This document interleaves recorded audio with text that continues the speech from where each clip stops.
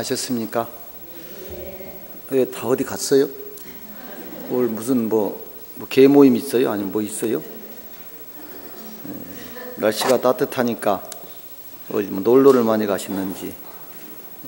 좀 반도 안 되는 것 같은데, 반도. 그래도 할 건 해야 되는데 참 쉽지 않습니다. 엊그저께 회주 스님하고 화엄사를 다녀왔습니다. 군종교구 안거 수행 2박 3일. 꽃이 아직 덜 폈더라고요. 이번 주 지나면 만개하지 않을까 싶습니다.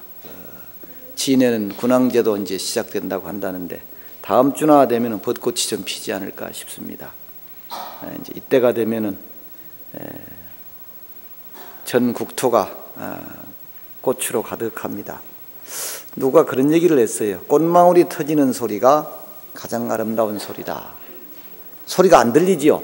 그런데 그 소리를 이렇게 날 것이다 하고 생각하고 들어보면은 그 소리야말로 가장 이쁜 소리, 아름다운 소리다. 봄 되면은 마음도 좀 어딘지 모르게 이렇게 업이 됩니다.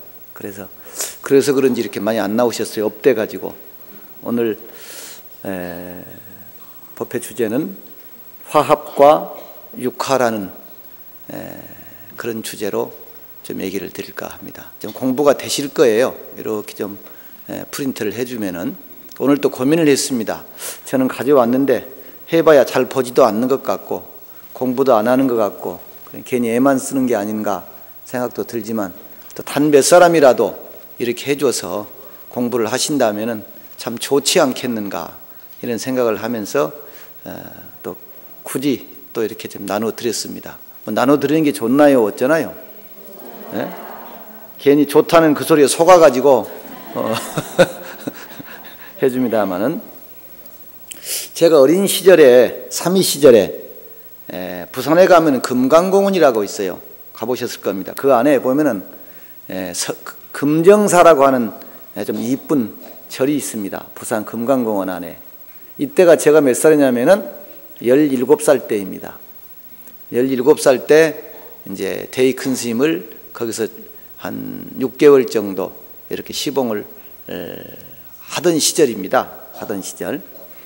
하루는 이 대의 큰 스님께서 물으시기를 부처님의 가르침을 한자로 줄인다면, 압축을 한다면 무슨 글자가 되겠느냐 이렇게 이제 어린 저한테 질문을 하셔요. 그래서 제가 어린 나이에 뭘 알겠습니까? 대답을 못하고 있지요.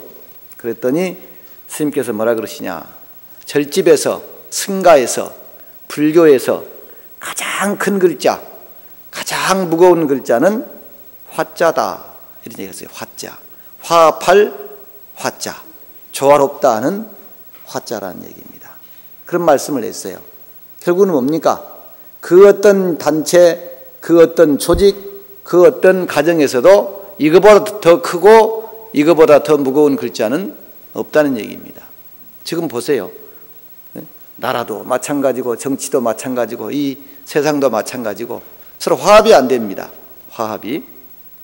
그래서 부처님의 팔만대장경을 압축했을 때 무슨 자로 대변할 수 있느냐 하면 역시 화자라고 그 스님께서는 저한테 말씀을 하셨습니다. 우리 사찰 전각의 현판에도 이 화자와 관련된 현판이 더러 많이 있습니다.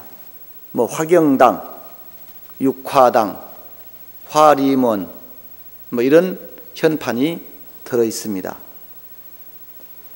그래서 옛날 어른 스님들께서는 출가 수행자가 아무리 수행을 잘해도, 기도를 잘해도, 살림을 잘해도 대중과 화합하지 못하면 아무런 소용이 없다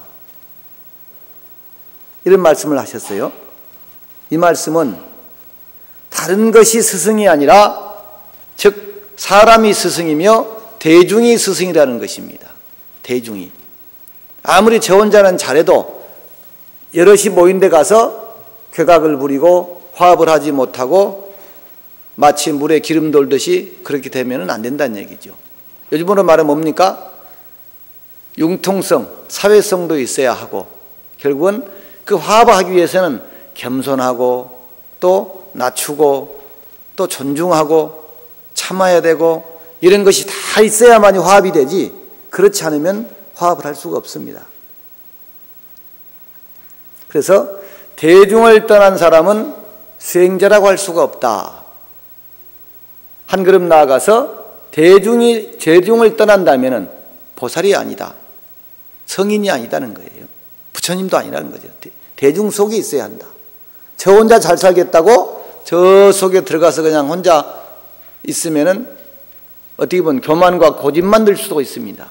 그래서 대중을 떠난 사람은 이미 수행자가 아니다 했단 말이에요. 그런 의미에서 우리가 쓰고 있는 총림이라고 하는 말, 총림은 본디 범어 빈다바나라고 하는 그 말의 의역입니다. 빈다바나.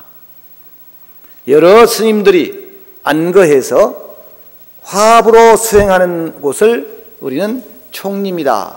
그러니까 영축총림, 해인총림, 그리고 조계총림 이렇게 얘기하지 않습니까? 총림이다. 우리나라에서는 이 총림 안에는 선원이 있고 강원이 있고 유런이 있고 연불원이 있고 이런 여러 가지의 수행시설이 모두 갖추어진 종합수행도량을 우리는 총림이다 이렇게 부르고 있습니다. 지금 물론 총림 가운데에는 이렇게 낱낱이 다 갖추고 있지 못한 총림도 있습니다만은 우리 대표적으로 해인사라든가 통도사라든가 송광사라든가 이런 절들이 우리가 총림이라 그러죠. 요즘엔 총림이 많이 늘었습니다. 지정을 많이 해가지고. 그런데 왜 총림이냐? 많은 수행자들이 한 곳에 머무는 것이 마치 나무가 우거져서 숲을 이루는 모양, 빽빽할 총, 숲을림. 그래서 총림. 그 나무 한 그루가 수행자 한 사람이에요. 한 그루 한 그루 한 그루 많은 나무가 모여서 숲이라고 하듯이 한 사람 한 사람의 수행자들이 다 모여 있는 것을 우리가 총림이라고 한다. 이렇게 얘기합니다. 총림이라고 한다. 한두 그루의 나무를 숲이라고 하지 않습니다. 또한 숲이 빽빽이 우거진 그 숲속에는 그 밑에 자풀이 자라지 못합니다. 자풀이. 햇빛을 보기 위해서, 즉 위로 올라가기 위해서는 햇빛을 봐야 합니다. 햇빛을 보기 위해서 서로 탁마하면서 위로 높이 올라가지요. 여러분들 나무가 빽빽하게 심어진 곳은 어떻습니까? 나무가 똑같이 자라 올라갑니다. 거기서 햇빛을 못 보면은 도태되고 나무가 말라 죽습니다. 그러죠? 또 그 밑에는 자풀이 못 자라면, 그늘에서 자라는 풀들이나 자라지, 이게 못 자라요. 이게 총림이에요. 많은 대중이 다투지 않고 화합해서 한 곳에 머무는 것이 숲처럼 고요한 것에 또한 비유하기도 했습니다. 총림을. 우리가 숲속에 한번 들어가 보십시오. 아주 신선하지요. 아주 상쾌합니다. 또 조용합니다. 고요합니다. 그리고 편안합니다. 때로는 그 숲속에 딱 혼자 들어가면 무섭습니다. 그렇죠. 혼자 들어가면 무서워요. 너무 적막해서 무서운 마음이 들기도 합니다. 숲속에 혼자 딱 들어가면. 숲이 발산하는 위험, 감히 범접할 수 없는 기운, 결국은 많은 스님들이 모여서 사니까 함부로 하거나 또 깨뜨릴 수 없는 대중의 기운, 이것이 바로 숲이고 총림입니다. 간이 웬만큼 큰 사람도요, 스님들이 막 100명, 200명 착 모여 앉아 있는데 거기 어떻게 함부로 못하지요? 그게 대중이 주는 기운, 힘입니다. 그러니까 웬만큼 간이 커서는 대중 속에서 함부로 못 살아요. 대중 하는 대로 따라가는 거지. 그러니까 대중이 하는 대로 따라가다 보면은 나도 자연히 수행이 되지요. 수행이. 이것이 총림의 기능입니다. 혼자 하면 못해요. 여러분들 3,000배를 혼자 하려고 그래 보세요. 쉽게 못하잖아요. 근데 여기서 많은 신도님들이 모여서 더불어 하면은 쉽게 할 수 있습니다. 그러죠? 이것이 바로 총림입니다. 대중의 힘으로 함께 수행하고 함께 탁마하고 함께 화합해 가는 것, 이것이 바로 숲이고 총림입니다. 총림. 스님들이 이렇게 수백의 스님들이 모여 사는 모습을 이렇게 표현한 글이 있습니다. 여럿이 모여 살 때에는 법으로서 권속을 삼기 때문에 비록 사해 모든 사람들이 모일지라도 혼잡하게 여기지 않는다. 거기 밑에 쓰여 있죠. 기 군거야에는 이법 위속이라 회사해지인이라도 이불 위혼이다. 즉 법으로서 권속을 삼고 살아가기 때문에 아무리 많은 사람들이 모인다고 할지라도, 모여서 살아간다고 할지라도 거기에 질서가 없거나 혼란스럽거나 이렇지 않고 마치 한 사람이 움직이는 것처럼 조용하게 똑같이 움직인다는 거죠. 여기 열애사 예를 들어서 신도님들이 막 몇백 명 앉아 있어요. 근데 여기에 어떤 법이 없다면은, 질서가 없다면 어떻게 되겠습니까? 어떻게 보면 여러분들이 총림이에요. 열애사 신도님들이 열애사 총림입니다. 이 속에서 이 대중과 함께 기도하고 수행하고 복을 짓고 실천하고 이렇게 살아가잖아요. 이것이 총림이에요. 이것이 총림. 혼자는 못해요. 여럿이 하니까 대중의 흐름, 이것을 뭐라 그래? 옛날 어른들이 울력 공부라 그래요. 울력 공부. 내가 무슨 공부한 게 있나? 대중 스님들 하는 거 따라 하다 보니까 저절로 내가 그냥 울력 삼아서 공부하는 것이지 뭐 내가 공부하는 것이 별로 없다는 거죠. 겸손해서 하는 말씀으로. 그래서 여럿이 하면은 기도도 쉽고 절도 쉽고 뭐 좋은 일 하는 것도 쉽잖아요. 혼자 하려면 못 도와주는데 여럿이 조금씩 모으면은. 요즘에 저도 한 달에 한 번씩 우리 회주 스님이 군종 교구 소임을 맡고 계시잖아요. 그럼 전국의 군부대에 짜장면 공양을 다니십니다. 아시죠? 네, 여러 군부대 짜장면 공양을 다니세요. 그러면 저도 지금 가평 사는데 가평에 이제 군부대가 많습니다. 뭐 맹호부대도 있고 66사단도 있고 또 야수계라고 하는 또 교육기관도 있고, 그래서 한 달에 한 번씩 야수교, 야전 수송 교육단입니다. 야수교에 한 달에 한 번 법회를 하는데 짜장면을 법회 끝나고, 법회를 길게 하면 군인들은 절대 싫어하니까 한 10분이나 15분만 합니다. 저는 10분이나 15분만 하고 재밌는 노래도 틀어주고, 요즘 젊은 사람들이 나와서 춤추고 노래 부르는 그런 것도 이렇게 틀어주고 쉬게 하는 거예요. 법당에 와서. 그리고 짜장면을 한 그릇 맛있게 해주는 거예요. 짜장면 차가 이렇게 이제 법회 시간에 와가지고 바깥에서 짜장면을 만들어가지고 법회 끝나고면은 쫙 이렇게 나눠줍니다. 그 짜장면 법회예요. 그 한 달에 한 번 합니다. 근데 이제 한 달에 한 번 짜장면 법회를 하는데 돈이 제법 들어요, 이제. 그러니까 제가 이제 법당 앞에다가 이렇게 도네이션함을 하나 만들어 놨습니다. 군법당, 짜장면 법회 보시함. 그래가지고 1,000원을 내든 10,000원을 내든 모아가지고 부족하면 내가 더 보태고 또 안 부족하면 그걸로 하고 더 많이 모이면 더 많이 줄 수 있는 거니까. 그런데 짜장면 법회를 하니까 뭐 50명, 60명 나오던 것이 200명 정도 나옵니다. 심지어는 타종교인도 나와요. 그래, 법사님이 그래요. 이 군인이 이렇게 합장하라고 절을 안 하더래. 그래, 너는 왜 법당에 와서 절을 안 하냐? 그러니까 저는 교회 다니는데요. 그럼 너 왜 왔느냐? 그러니까 짜장면 준다 그래서 왔는데요. 이러더라는 거죠. 이게 짜장면의 이력입니다. 우리 교구장 스님께서, 회주 스님께서 지금 전국에 군부대에 이렇게 짜장면 공양을 법회를 하고 다니시는데 저도 해야 되겠다 싶어서 지금 가평에 그렇게 지금 하고 있습니다. 호응이 좋아요. 군인들도 좋아하고 그러니까 훨씬 많이 옵니다. 하여튼 뭐 줘야 돼요. 하여튼 뭘 주기는 줘야 돼요. 그래서 아마 열애사에도 이렇게 여기다 하나 어디 뭘 그걸 만들어 놓으면은 이러면 미얀마 성지순례를 가보면은 혹시 가보시는지 모르지만은 그 절에 보면은 도네이션 함이 막 20개 30개씩 있습니다. 요거는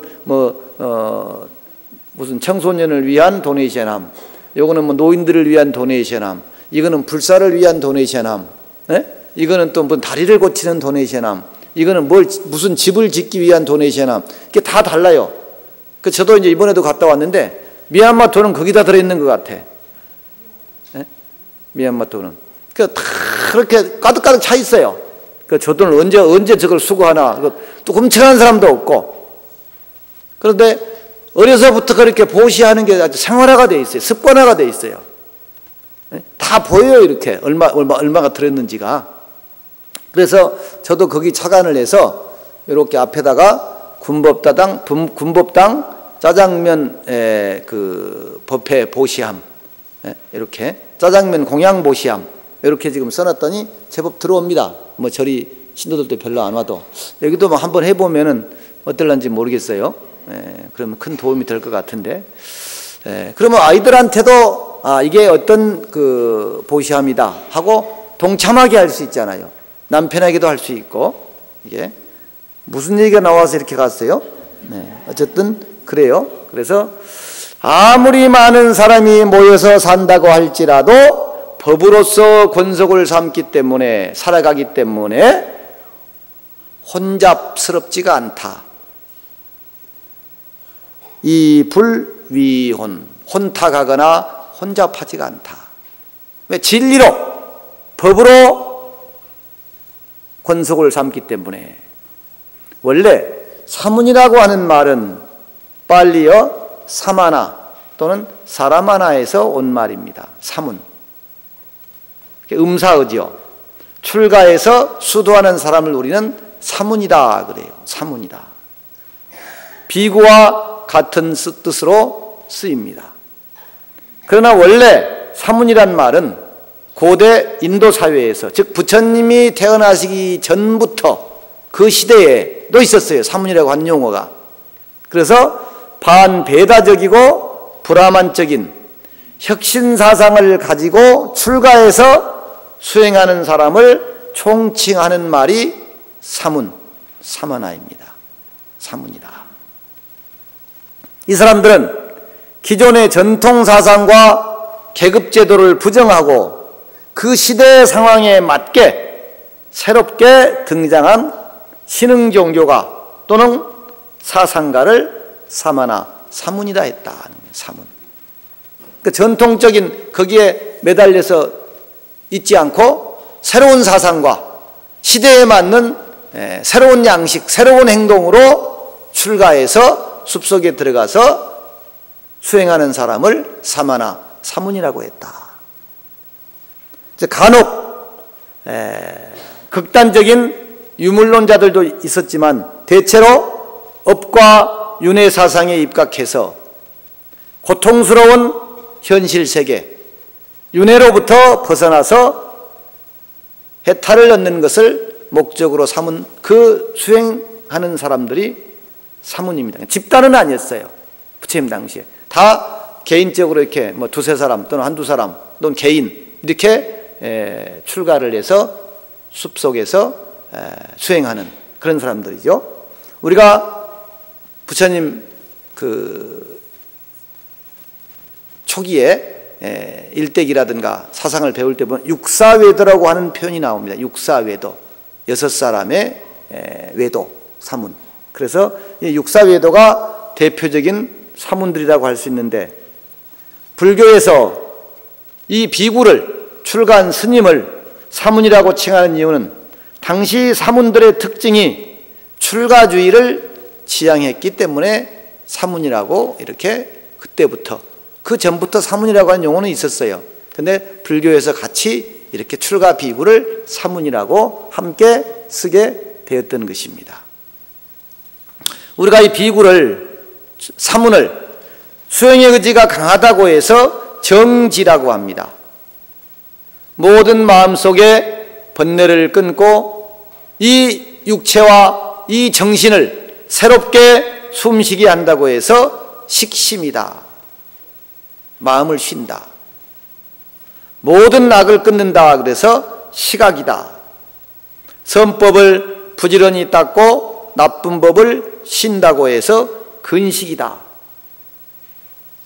스스로를 덕과 수행력이 부족하고 또 그 덕과 수행이 가난하다고 겸양하는 표현으로 우리 한국 같은 데서는 빈도라고 하는 말이 있죠. 빈도. 가난할 빈자입니다. 가난할 빈자. 덕도 가난하고 수행력도 부족하고 이렇게 낮추어서 겸손해서 겸양해서 빈도가 이렇게 표현을 쓰죠. 위로는 진리, 법을 빌고 아래로는 음식을 빌어서 걸식을 하니까 부처님의 해명을 이어간다, 기른다 이렇게 해서 우리는 걸사다 이렇게 얘기를 하고 있습니다. 부처님 이후로 교단, 즉 승단에서는 화합을 수행의 기본 덕목으로 삼고 있습니다. 이를 통해서 공동체 생활의 불화와 분열을 막았던 것입니다.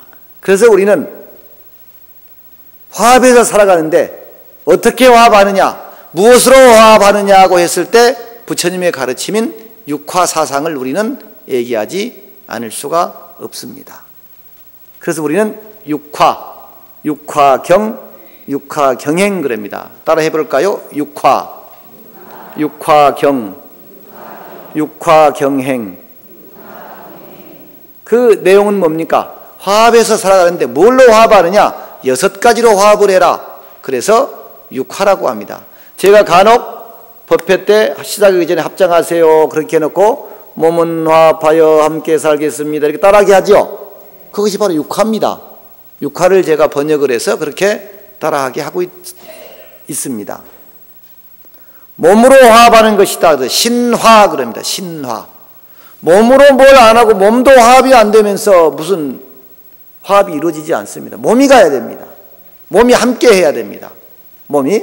그래서 예경하고 선업을 닦고 또 함께 실천하고 함께 살아가는 것이다. 그래서 신화동주 또는 신화공주라고 합니다. 따라합니다. 신화동주, 신화공주. 몸은 화합해서 함께 살아라. 저만 편하려고, 저만 안 하려고. 몸이 화합이 안 되면 아무것도 화합이 안 돼요. 그래서 우선 첫째가 몸이다. 몸으로 화합을 해라. 두 번째는 구화입니다. 입으로 화합해라. 입으로 부드러운 말, 좋은 말, 칭찬하는 말, 화합하는 말을 해야지. 입으로 화합이 안 되면 안 되죠. 그래서 구화입니다. 서로 찬탄해서 다툼이 없는 구업을 닦는 것이다. 그래서 우리는 이것을 구화무쟁. 따라합니다. 구화무쟁. 입으로는 화합해서 다투지 말아라. 구화무쟁 그럽니다. 구화무쟁. 세 번째는 뭐냐? 이제 마음으로 화합하는 거예요. 마음으로. 그래서 의화다 그럽니다. 의화. 뜻으로 마음으로 화합한다. 마음이 같아야 화합이 되지 마음이 다르면 화합이 절대 안 됩니다. 부부지간에도 그렇지 않습니까? 저는 잘 모르겠어요. 제가 안 갈아봐서 모르겠는데 마음이 다르면 이게 화합이 안 되잖아요. 마음이. 그래서 의화예요. 의화. 같은 마음으로 서로 어기지 않고 그 마음을 발칙하는 것이다. 그래서 따라합니다. 의화동위, 의화동사. 마음으로 뜻으로 화합해서 서로 어긋장지지 않게 어김이 없이 마음이 하나가 된다는 거죠. 또 마음으로 화합해서 함께 일을 하는 거죠. 함께 살아가는 거죠. 이렇게 몸과 입과 마음을 즉 삼업을 통한 화합입니다. 그 기본이 우리는 신구의 삼업이라 그러죠. 몸과 입과 마음을 통해서. 넷째는 윤리, 도덕, 계율이 있어야 그 조직이, 단체가, 가정이 화합이 됩니다. 그래서 넷째는 뭐냐? 계율로서 화합하는 계화다 그럽니다. 계화.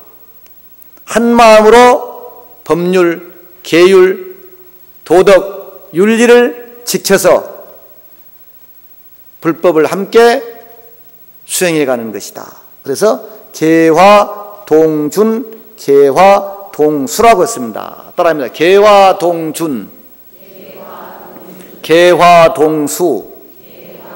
계는 화합해서 함께 지키겠다, 함께 존중하겠다, 함께 닦아가겠다. 그래서 동준, 동수 이렇게 했다는 것입니다.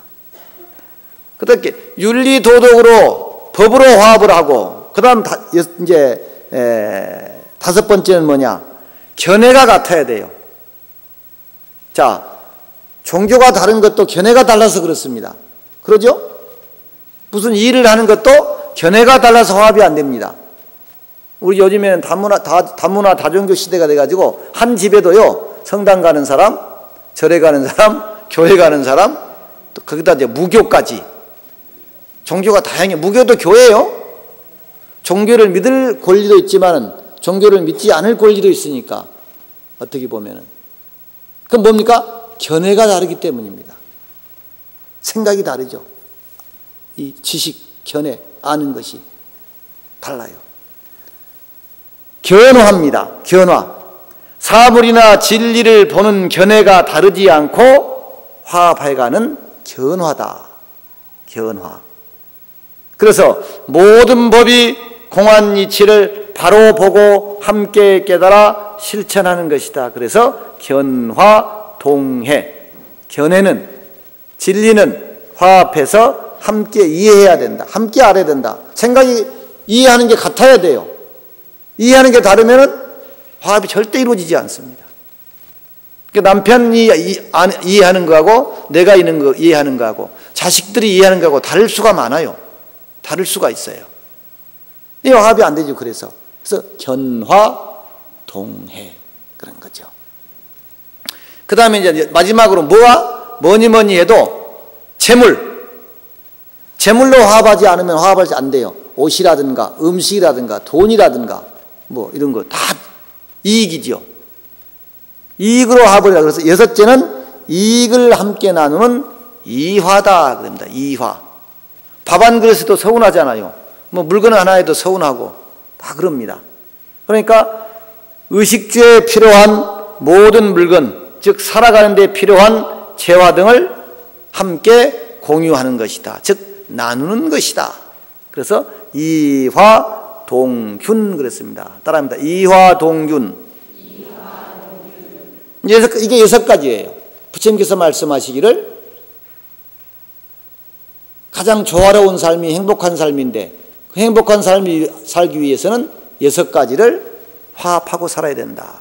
신구이, 개견이.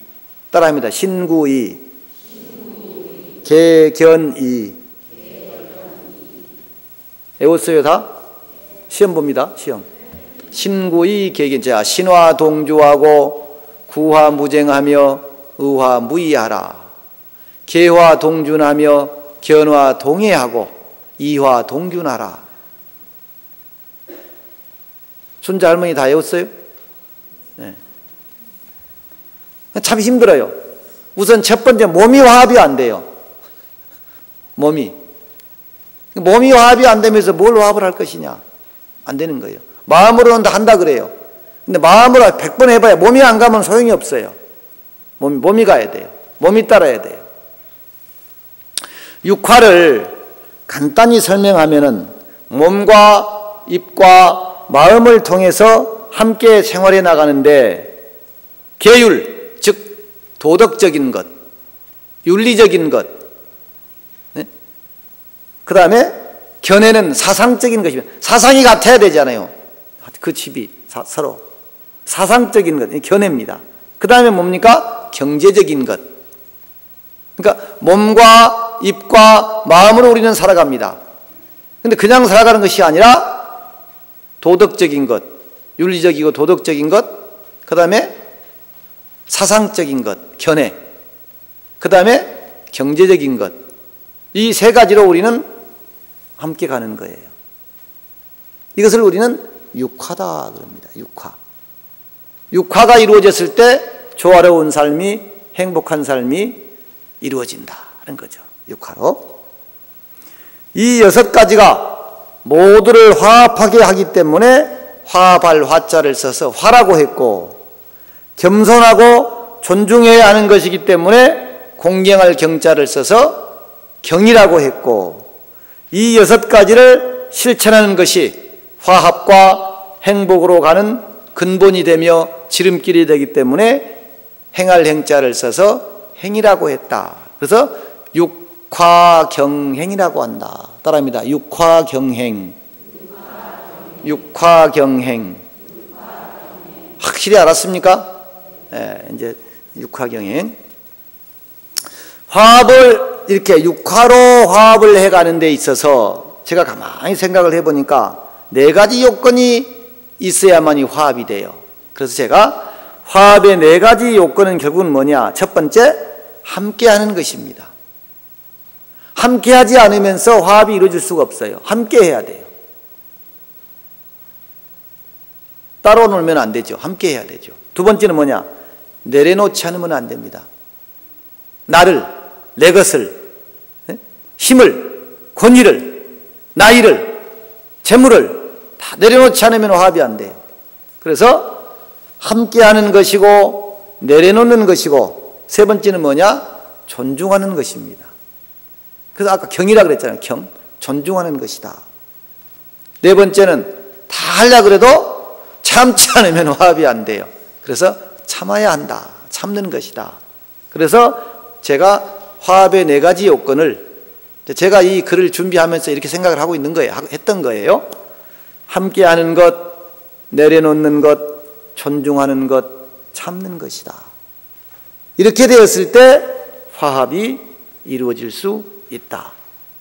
어떻게 말하면 불교에서 수행의 필수의 요건을 지와 관이라고 합니다. 지의 지자를 쓰기도 하고 그칠 지자를 쓸 수도 있어요. 지관이라고 할 때. 그쳐야만이 보이니까, 멈춰야만이 잘 보이니까.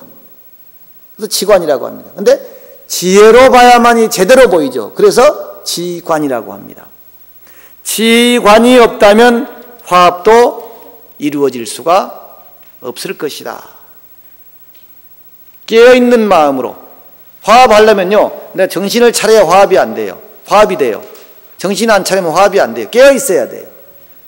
자, 편견을 버리고, 편견이 있으면 화합이 될 수가 없어요. 편견을 버리고. 그 다음, 다름을 인정해야 돼요. 다름을 인정 안 하면 화합이 안 돼요. 다름을. 사람과 사람, 국가와 국가, 종교와 종교, 다 다름을 인정하지 않으면 안 돼요. 그리고 지속적인 배려와 이해, 살핌이 이루어져야 한다. 살피지 않으면 화합이 안 돼요. 살피지 않으면. 독선과 고집, 교만과 무시, 그 속에서 화합은 이루어질 수가 없다. 어쩌면 진정한 화합은 철저한, 불교적으로 말한다면 철저한 빔, 즉 공의 완성을 통한 무아. 내가 있다면 화합이 안 되죠. 그 다음 하심, 그리고 인욕 속에서 진정한 화합은 이루어지는 것인지도 모릅니다. 이게 없다면 안 된다는 거죠. 교단이나 승단의 화합에는 이화와 사화가 있습니다. 참회에도 이참과 사참이 있죠. 이참은 뭐예요? 마음으로 참여하는 것. 사참은 땀을 뚝뚝 흘리면서 절을 하면서 또는 행동을 통해서 참여하는 것. 이것이 바로 사참입니다. 화합에도 마음으로는 화합을 한다고 해. 그러면서 몸으로는 화합을 못해. 마음으로 화합하는 것이 이화예요. 몸으로 현실 속에서 직접 실천하는 화합을 사화라 그래요. 사화. 이해하시겠죠? 네, 이화와 사화가 있다. 이화란 올바른 가르침, 즉 진리에 의한 화합이다. 사화는 현실의 삶 속에서 실제적인 실천 행동을 통한 화합이다. 그래서 부처님께서 설하신 이 육화는 어떻게 보면은 사화에 속한다고 할 수 있을 것입니다. 사화에 속한다. 성화향순하고 형직영단이다는 말이 있습니다. 언젠가 한번 제가 와서 드린 기억이 나는데 다 잊어버렸죠? 다 따라 해봅니다. 성화향순하고 형직영단하다.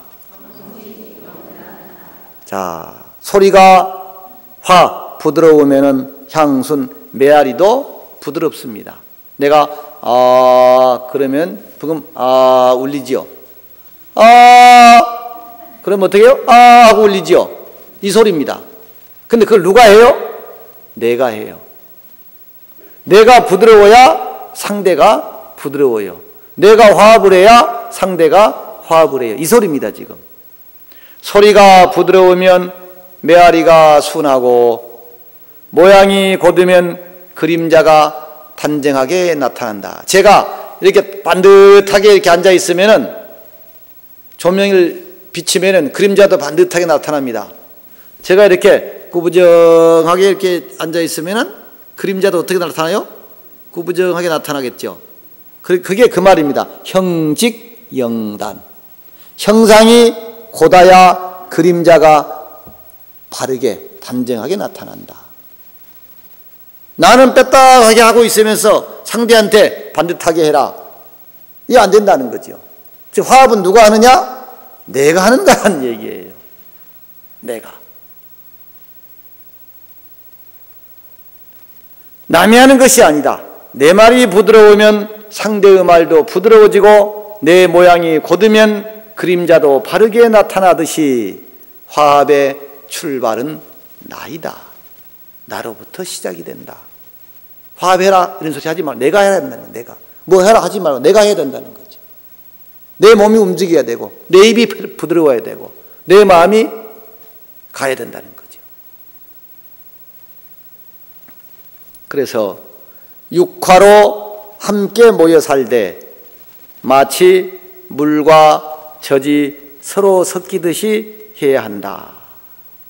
육화로 공취하되 수유상참하라.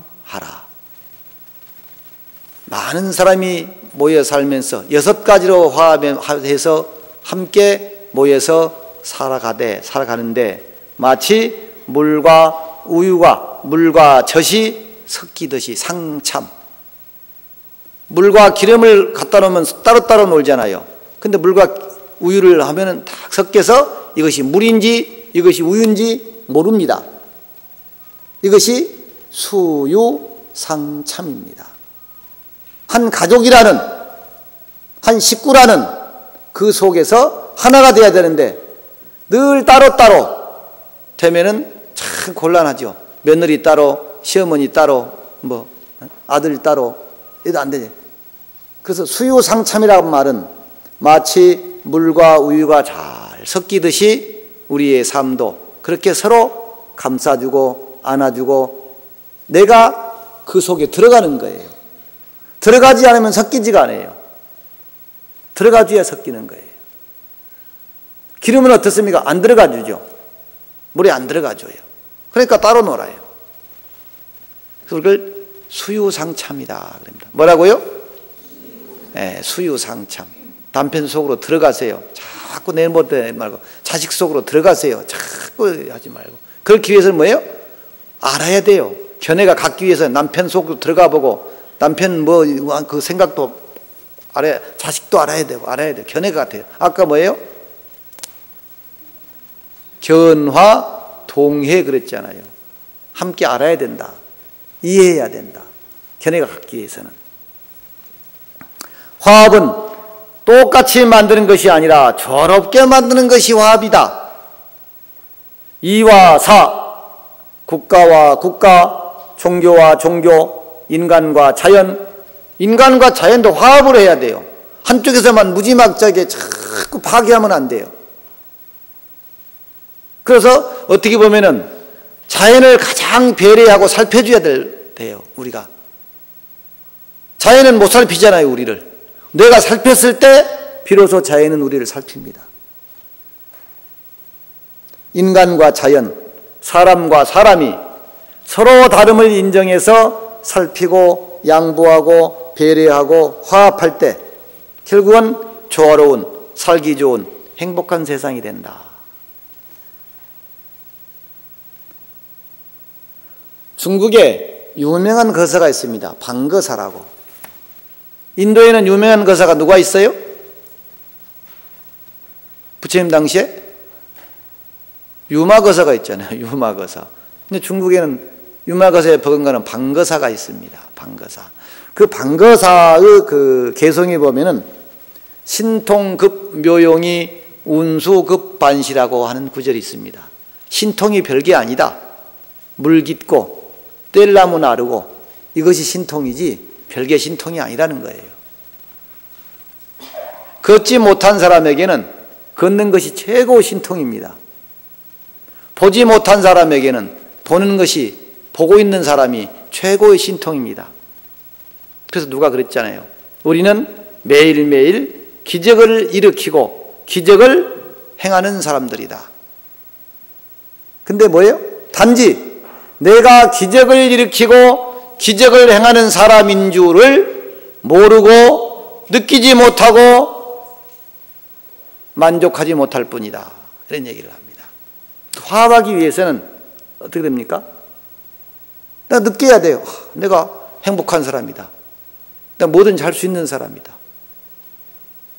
여기에 종교가 들어간다면 그래, 내가 하는 이 일에 내 마음에 부처님이 관세음보살이 나를 가피해 주시고 계실 것이기 때문에 나는 능히 이 일을 할 수 있을 것이다.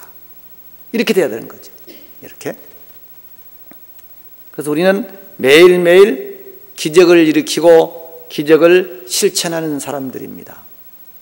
우리가 못 봅니까? 못 듣습니까? 못 걷습니까? 다 하는데도 불만이고 불편이고 짜증이에요. 이제 그런 것들이 화합을 하지 못하게 만드는 요인입니다. 그래서 몸으로, 입으로, 마음으로, 도덕으로, 사상으로, 경제로 이렇게 부처님은 화합하고 살아가는 것이 가장 행복하고 조화로운 이상적인 삶이다. 이렇게 얘기를 하신 거예요. 자, 오늘 시간이 딱 됐습니다. 시간이. 봄이 됐습니다. 그런데 다음 관음제일 날도 제가 올 것 같은데 분명히 올 것 같아요. 내가 느낌이. 일이 없으니까. 근데 다음에 와가지고 또 이렇게 비어있다면 내 참 서글퍼집니다. 서글퍼져요. 그러니까 저는 그 시골의 불교대학을 제가 지금 요즘에 입학을 받아요. 저희 절에도. 시골에는 그 자원이 한계가 있어요. 그래서 올해 한번 하고 나면 내년에는 올 사람이 없어. 그래도 계속 해요. 하여튼 누구를 데리고 오든 끌고 와라. 데리고 와라. 모시고 와라. 그래서 지금 이제 원래 한 20, 30명 해요. 저는 불교대학을 20, 30명. 그래도 지금 7기를 졸업을 해서 8기째 들어가고 있어요. 시골에. 네? 그런데 여러분들이 열애사가 원찰이잖아요. 그러면 내가 나와서 좋고 부처님의 가피를 받았으면은 지금 살고 있는 자체가 가피지 특별한 게 가피가 아니란 얘기예요. 우리가 기적을 일으키고 기적을 실천한 사람이라고 한 것처럼 내가 이렇게 살고 있는 게 부처님의 가피예요. 이걸 느낀다면은 많은 사람들을 여기 불교대학에 입학을 시키고 관음제일 법회에 나오게 하고 기도를 하게 해야 되는데 저도 안 나와. 저도 조그마한 일이 있으면 안 나와버려요. 피곤하다고 안 나오고 바쁘다고 안 나오고 뭐 어디 놀러 간다고 안 나오고 안 나와요. 그러니까 제발 동그라미를 딱 한 달 전부터 쳐놓고 이날만큼 나와야 되겠다. 네? 그리고 제가 법문을 못하니까 지금 보기 싫어서 안 나온 것 같기도 하고 그런 것 같아요. 어쨌든 다음 달에는 또 이제 부처님 오신 날도 얼마 안 남았습니다. 오늘이 2월 관음제일이죠. 2월 관음제일이니까 이제 한 달 하고 한 보름쯤 남았네요. 기쁜 마음으로 부처님 오심을 우리가 좀 열애사 법당이 가득해서 관음제일을 볼 수 있도록 그 기운이, 이 봄의 기운이 여러분들 다 마음에, 가정에 다 배달돼서 이 꽃소식과 함께 정말 따뜻한 조화로운 행복한 날들 이어지기 축원드립니다. 마치겠습니다.